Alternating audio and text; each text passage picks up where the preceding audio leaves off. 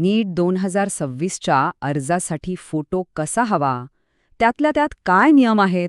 चला, याबद्दलची सगळी माहिती एकदम सोप्या भाषेत समजून घेऊया.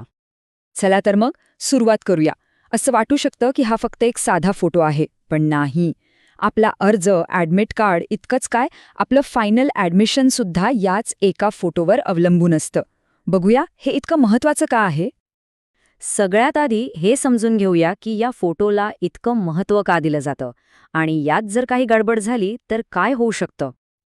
असं समजा की ही मेडिकल सीट मिळवण्याच्या दिशेने टाकलेली पहिली आणि सगळ्यात महत्त्वाची पायरी आहे. आणि इथे झालेली एक छोटीशी चूकसुद्धा आपला अर्ज थेट रद्द करू शकते. त्यामुळे हे प्रकरण खूप गंभीर आहे. आता पुढचा आणि एक महत्त्वाचा मुद्दा. आपल्याला वाटेल की फक्त एकच फोटो लागेल, बरोबर? पण नाही. आपल्याला एका नाही तर 2 वेगवेगळ्या प्रकारच्या फोटोंची गरज लागणार आहे. हो, बरोबर ऐकलं. नीट UG 2026साठी पासपोर्ट साईज आणि पोस्टकार्ड साईज हे दोन्ही फोटो कंपल्सरी आहेत. आणि हे दोन्ही फोटो एकाच वेळी काढणं खूप महत्त्वाचं आहे. इथे बघा, दोन्ही फोटोंमधला फरक अगदी स्पष्ट दिसतोय. एक आहे पासपोर्ट साईज आणि दुसरा पोस्टकार्ड साईज. दोघांचे डायमेन्शन्स वेगळे आहेत, फाईल फॉर्मॅट वेगळा आहे आणि हो, किती कॉपीज लागतील हेही वेगळं आहे. ही सगळी माहिती नीट लक्षात ठेवायची आहे. तर सगळ्यात कळीचा मुद्दा हा आहे की फोटोमधला प्रत्येक छोटा मोठा तपशील अगदी परफेक्ट असायला हवा. यात थोडीही चूक चालणार नाही. विशेषतः आपला चेहरा आणि बॅकग्राऊंड यासाठी काही कडक नियम आहेत. हे नियम पाळणं बंधनकारक आहे. चला, एक एक करून ते नियम पाहूया. हे 4 नियम अगदी सोपे आहेत, पण तितकेच महत्त्वाचे. पहिलं, बॅकग्राऊंड फक्त आणि फक्त पांढरं हवं. दुसरं, फोटोमध्ये कमीत कमी 80% भाग चेहऱ्यानं व्यापलेला असावा. तिसरं, दोन्ही कान स्पष्ट दिसले पाहिजेत. आणि चौथं, चेहरा अगदी नॉर्मल, डोळे उघडे ठेवून कोणताही वेगळा एक्सप्रेशन नको. हा आकडा डोक्यात फिट करून ठेवा. 80%. फोटोचा कमी 80% भाग चेहऱ्याने व्यापलेला हवा. आणि हो, चेहऱ्यावर कुठेही सावली नको. आता अजून एक महत्त्वाची गोष्ट. फोटोच्या खाली आपलं पूर्ण नाव आणि फोटो काढल्याची तारीख स्पष्टपणे लिहिलेली असली पाहिजे. पण थांबा, या तारखेबद्दल एक असा नियम आहे जो चुकला तर सगळी मेहनत वाया जाईल. हा नियम अजिबात विसरू नका. फोटो हा 1 जानेवारी 2026 नंतर काढलेला असला पाहिजे. त्याआधी काढलेला कोणताही फोटो स्वीकारला जाणार नाही आणि अर्ज थेट रद्द होईल. ही डेडलाईन खूप महत्त्वाची आहे. आणि जेव्हा आपण हे फोटो ऑनलाईन अपलोड करतो तेव्हा त्यांच्या डिजिटल फाईलचा आकारही महत्त्वाचा आहे. तो 10 KB पेक्षा कमी नको आणि 200 KB पेक्षा जास्त नको. ह्याच रेंजमध्ये तो असायला हवा.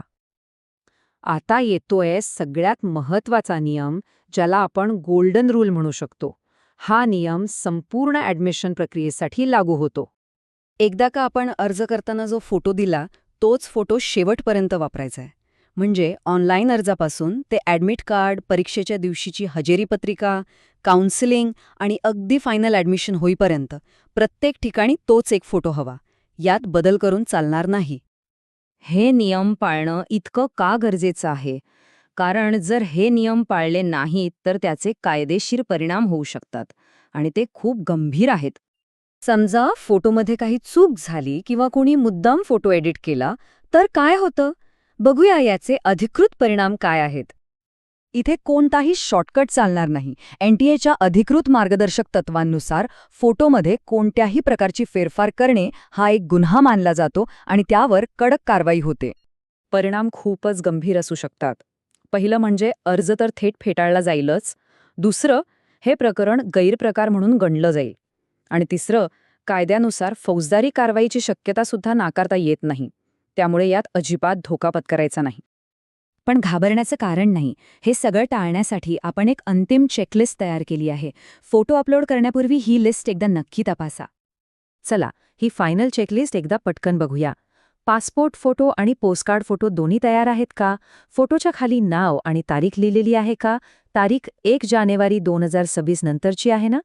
बॅकग्राऊंड पांढरा आहे का? चेहऱ्याने 80% भाग व्यापलाय आणि कान स्पष्ट दिसतायत का? आणि शेवटी फाईल फॉर्मॅट JPG आहे आणि साईज 10 ते 200 KBच्या आत आहे ना? हे 8 मुद्दे तपासले की काम झालं. शेवटी एकच गोष्ट लक्षात ठेवायची आहे. फोटो जर अचूक असेल तर प्रवेश प्रक्रियासुद्धा सुरक्षित आणि तणावमुक्त होईल. म्हणजेच अचूक फोटो, सुरक्षित प्रवेश. आता नीट UG 2026 साठी लागणारा फोटो पहिल्याच प्रयत्नात अगदी परफेक्ट कसा काढायचा याची सगळी माहिती मिळाली असेल अशी आशा आहे. या मार्गदर्शकाचं नीट पालन करा आणि आत्मविश्वासाने आपल्या अर्ज प्रक्रियेला सामोरे जा. शुभेच्छा.